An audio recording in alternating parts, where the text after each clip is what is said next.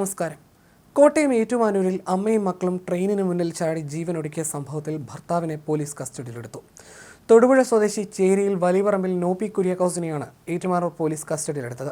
ഭാര്യയുടെയും 2 പെൺമക്കളുടെയും മരണത്തിൽ നോബിക്കെതിരെ ആത്മഹത്യ പ്രേരണാകുറ്റം ചുമത്തി. കോട്ടയം നിലമ്പൂർ റോഡ് എക്സ്പ്രസ് ഇടിച്ചാണ് ഷൈനിയും മക്കളായ അലീനയും ഇവാനയും മരിച്ചത്. ഏറ്റുമാനൂർ സ്റ്റേഷന് മുമ്പുള്ള പാറോലിക്കൽ റെയിൽവേ ഗേറ്റിന് സമീപത്തായിരുന്നു സംഭവം. പള്ളിയിൽ പോകുന്നുവെന്ന് പറഞ്ഞാണ് ഷൈനി മക്കളെയും കൂട്ടി വീട്ടിൽ നിന്ന് ഇറങ്ങിയത്. 9 മാസമായി ഭർത്താവിനോട് പിണങ്ങി സ്വന്തം വീട്ടിലാണ് ഷൈനി മക്കളും താമസിച്ചിരുന്നത്. ഏറ്റുമാനൂർ കുടുംബ കോടതിയിൽ ഡിവോഴ്സ് കേസ് നടക്കുന്നതിനിടയിലായിരുന്നു ആത്മഹത്യ. നോബി മദ്യപിച്ച് ഷൈനിയെ ശാരീരികമായി ഉപദ്രവിക്കുന്നത് പതിവായിരുന്നുവെന്നാണ് അയൽവാസികൾ പറയുന്നത്. വീട്ടുജോലി ചെയ്യുന്നതിനിടയിലെല്ലാം ഷൈനിയെ നോബി ഉപദ്രവിക്കുമായിരുന്നു. കഴുത്തിന് കുത്തിപ്പിടിക്കുന്നത് ഉൾപ്പെടെയുള്ള ദേഹോപദ്രവങ്ങൾ ചെയ്യുമായിരുന്നു. സംഭവത്തിൽ വിശദമായ അന്വേഷണം നടത്തണമെന്ന് നിർദ്ദേശിച്ച് മനുഷ്യാവകാശ കമ്മീഷൻ രംഗത്ത് വന്നിരുന്നു. അന്വേഷണം നടത്തി 2 ആഴ്ചയ്ക്കകം റിപ്പോർട്ട് നൽകാൻ കോട്ടയം ജില്ലാ പോലീസ് മേധാവിക്ക് കഴിഞ്ഞ ദിവസം നിർദ്ദേശം നൽകി. ഇക്കഴിഞ്ഞ വെള്ളിയാഴ്ചയാണ് പാറോലിക്കൽ സ്വദേശി ഷൈനിയും മക്കളായ അലീനയും ഇവാനയും ട്രെയിനിന് മുന്നിൽ ചാടി മരിച്ചത്. കഴിഞ്ഞ വെള്ളിയാഴ്ച പുലർച്ചെ 5:20 കോട്ടയം നിലമ്പൂർ എക്സ്പ്രസ് ട്രെയിനാണ് ഇടിച്ചത്. ട്രെയിനിന് മുന്നിലേക്ക് 3 പേർ ചാടുകയായിരുന്നുവെന്നാണ് ലോക്കോ പൈലറ്റ് അറിയിച്ചത്. കുടുംബ പ്രശ്നങ്ങളായിരുന്നു മരണത്തിലേക്ക് നയിച്ചത്. ഷൈനിയും ഭർത്താവ് തൊടുപുഴ സ്വദേശി നോബി കുര്യാക്കോസും തമ്മിൽ പിരിഞ്ഞു കഴിയുകയായിരുന്നു. കോടതിയിൽ ഡിവോഴ്സ് കേസ് നടക്കുന്നതിനിടയിലായിരുന്നു ദാരുണമായ സംഭവമുണ്ടായത്. കഴിഞ്ഞ 9 മാസമായി പാറോലിക്കിലെ വീട്ടിലാണ് ഷൈനി കഴിഞ്ഞിരുന്നത്.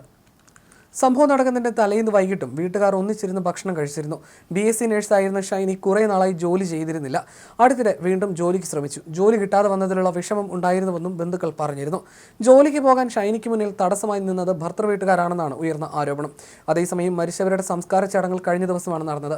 വൻ ജനാവലിയുടെ സാന്നിധ്യത്തിൽ ചുങ്കം സെന്റ് മേരീസ് ജ്ഞാനായ കത്തോലിക്ക ഫെറോന പള്ളിയിലായിരുന്നു സംസ്കാരം നടന്നത്. അന്നേ ദിവസം ഉച്ചയ്ക്ക് 3 മണിയോടെയാണ് ഷൈനിയുടെ ഭർത്താവ് നോബിയുടെ വീട്ടിൽ മൃതദേഹങ്ങൾ കൊണ്ടുവന്നത്. നോബി അത്രമേൽ ഷൈനിയെ ദ്രോഹിച്ചതറിയാവുന്ന നാട്ടുകാർ ആരും തന്നെ നോബിയുടെ വീട്ടിലേക്ക് എത്തിയിരുന്നില്ല. നോബിയുടെ ബന്ധുക്കൾ മാത്രമായിരുന്നു വീട്ടിലുണ്ടായിരുന്നത്. നാട്ടുകാരെല്ലാവരും പള്ളിയിലെ പൊതുദർശനത്തിനാണ് എത്തിയത്. 3:15 വിലാപയാത്ര പള്ളിയിലെത്തിയത്. പള്ളിയിൽ വൻ ജനാവലി കാത്തു നിൽക്കുന്നുണ്ടായിരുന്നു. എന്നാൽ പ്രതിഷേധം ഭയന്ന് ഷൈനിയുടെ ഭർത്താവ് നോബിയോ വീട്ടുകാരോ പള്ളിയിലേക്ക് എത്തിയിരുന്നില്ല. ഒടുവിൽ ശുശ്രൂഷകൾക്ക് ശേഷം അമ്മ ഷൈനിയെ ഒരു കല്ലറയിലും മക്കൾ അലീനയും ഇവാനയും ഒരുമിച്ചൊരു കല്ലറയിലുമാണ് അടക്കിയത്.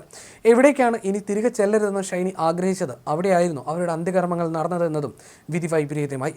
ഭർത്താവ് നോബിയുടെ ഗാർഹിക പീഡനങ്ങളെ തുടർന്നായിരുന്നു ഷൈനി ഭർത്തൃവീട് വിട്ടിറങ്ങിയത്. എന്നാൽ സ്വന്തം വീട്ടിൽ ഇടവകയിൽ അടക്കാതെ ഷൈനിയെയും മക്കളായ ഭർത്താവിൻ്റെ ഇടവകയായ തൊടുപുഴയിലെ ചുങ്കംപള്ളി ഇടവകയിലെ സെമിത്തേരിയിലായിരുന്നു അടക്കം ചെയ്തത്.